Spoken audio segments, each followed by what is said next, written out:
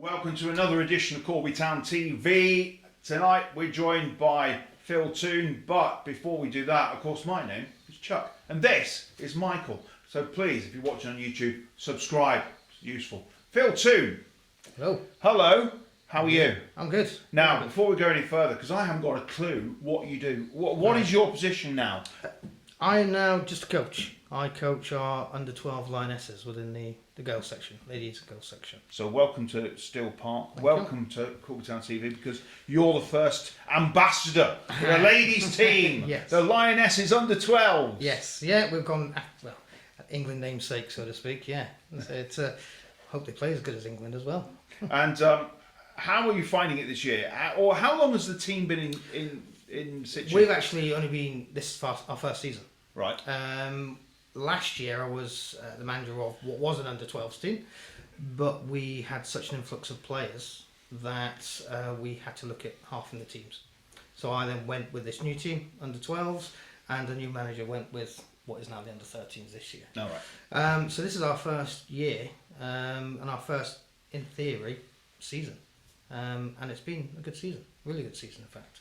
What are the position? How many games are they playing a season? We're playing, well, we've so far played 11 league games so far, and we've lost 2 out of that 11. But we have started in second division. We will finish in second place in the league, so we will be promoted to the first division. Excellent. And in our first season, we've also reached the County Cup under 12s final as well. And when is that final? That's the 29th of April at Coganoo. Cugno. Coganoo, I call it. Coganoo. Yeah, on 29th of April. 9 o'clock kickoff. Wow. Yeah, very early. I'm not looking forward to that early rise. I take it that's a Sunday morning. Saturday morning. A Saturday morning? Saturday morning, yeah. So you've got under 12s first kickoff, then 2 hours later you've got under 14s, another 2 hours later under 16s, then under 18s. Excellent. So yeah, we're the first kickoff, unfortunately for us. I actually think that's better for us. When my girls lie in, no, it doesn't work. So just get them straight out on the pitch. We do well. We are playing against a very, very good team, mind you. Though. A team that's unbeaten in 3 seasons. And who are they? Morsley Jaguars, under 12s, top of their division, first division, unbeaten, 3 seasons. So it's going to be a tough game, but anything can happen. Lions versus Jaguar. Yeah. Oh, I tell you. Yeah. Well, we did actually have a hard route to the final. As we're new, we're in Division 2, and we actually, every team we played to the final was in First Division. So they've done extremely well to beat all those teams to get to the final. Which also means that next season, once you're hopefully we promoted, should be competitive in that league. That's right, yeah. Yeah. So with the looking at how we're growing the teams, we started with 13 girls. We're now 16 girls at the moment. Playing on the side, so it can be a bit of a balancing act to make sure everyone gets enough game time, stuff like that. But it's been a really good season. I can't grumble at all. And so, what happens at the end of the season? Do you move with the team? So next season you will be the under 13. I'll be under 13 Lionesses manager, and that's how you progress. And do you have a relationship built in with the Corby Town ladies team? Who we will have here featured very soon, I'm sure we will. Yeah, once they get to that under 16 stage, you want to bring through those players to be ladies teams. We have had in the last couple of years issues at the under 16s age group, because the female game is a lot different to the male game, where the female girls' priorities take over, and football is not one of those priorities. There's academia, things like that. So we have struggled. But we have got an under 16s hopefully for next season, and those girls will hopefully move into the ladies team. Now, same thing happens with football everywhere, doesn't it? Though, because I've been involved in Corby Town so long, I know what happens to boys at the age of 16, 17, 18, and they'd rather go and drink with their mates and stop playing football. But it's not the same for girls, I'm sure, because they're sensible and they're a little bit more grown up. One of the girls. So, but it's all those things you've got to think about. And in your position as coach, you've got to be looking at the play on the pitch and thinking about their welfare and their well-being off the pitch. Yes, yeah. There's so much that goes to it. It's not just training game. It's almost a full-time job being a coach. A lot of people don't realise us as volunteers actually put in so much time. You're creating your drills. You're looking at what your next game is. So how am I going to set up for the next game? Who am I going to play in that game? How do I make sure everyone gets fair game time during that game? There's a lot to think about, a lot. And I do always look to the next game for when I'm doing my coaching. And how do you and your players feel about wearing the Corby Town badge? It's a big draw, let's be honest. It is. There is not another girls section in the town. We have our Wildcat Centre, which starts from 4 to 11.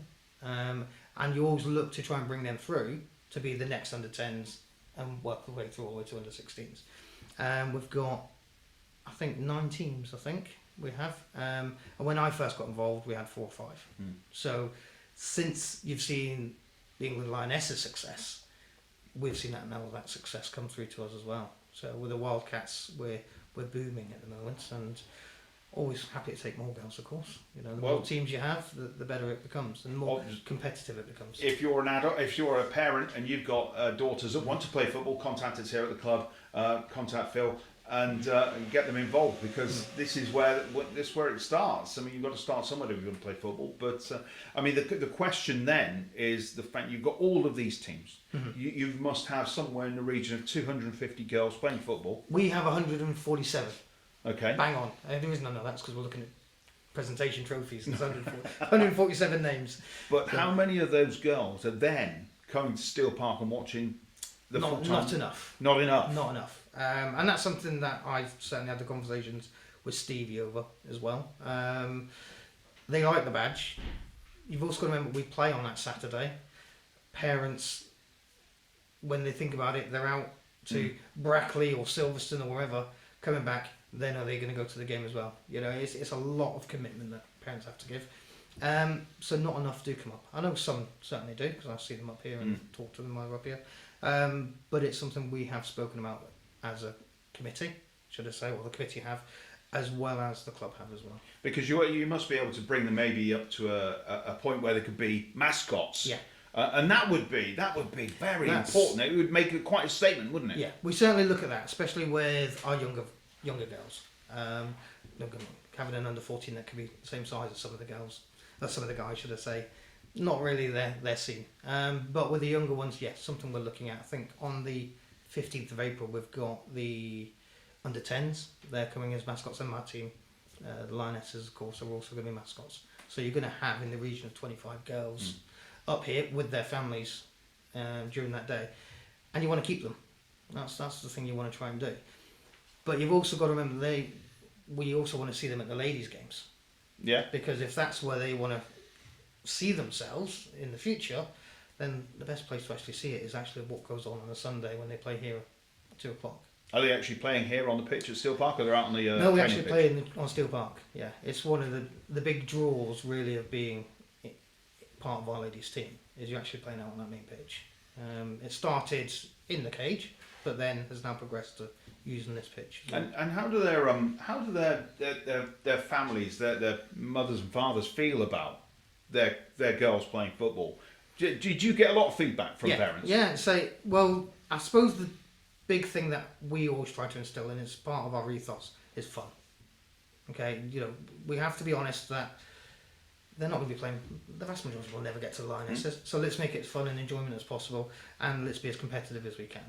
I have a good relationship with my parents. I'm quite open and honest, and they are with me, and that's the way I'd rather have it. At least then everybody knows where they stand. They know what's expected of them as parents, and I know what's expected of me as a coach from them as well. And yeah, it's a good relationship, and I think that's across the board, to be honest, within the girls section. So we very rarely have an issue with a parent, very rarely. But ultimately, it's not just about the football; it's about fun, it's about and as well, it must be about building self-confidence and belief into these teenage girls. Yeah, and so I have a philosophy that I work from, and I drum it into them every single game. To be honest, it is definitely, first of all, you give 100%, you work as a team, but you come off smiling. That's our philosophy, and that's it across the board.